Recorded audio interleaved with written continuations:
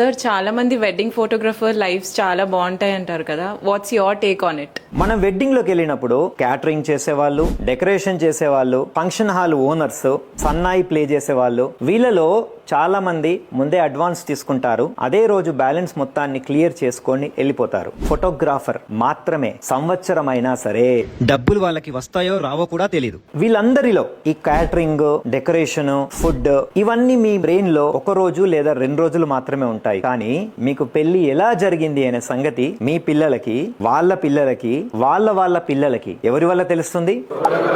అయినా సరే అందరికంటే లాస్ట్ మనకే డబ్బులు వస్తాయి. ఇంకో ఎమోషనల్ స్టోరీ కూడా ఉంది. అదేంటంటే అందరికంటే ఫస్ట్ వెడ్డింగ్ హాల్ కి వెళ్ళేది మనమే, అందరికంటే లాస్ట్ వెడ్డింగ్ హాల్ నుంచి బయటకు వచ్చేది కూడా మనమే, అందరికంటే ఫస్ట్ ఫుడ్ చూసేది మనమే, చూసేది మాత్రమే మనం. ఎందుకు? ఫొటోస్ తీయడానికి వెళ్తాం, కానీ ఏది మిగిలితే అది లాస్ట్ కు తినే వాళ్ళం కూడా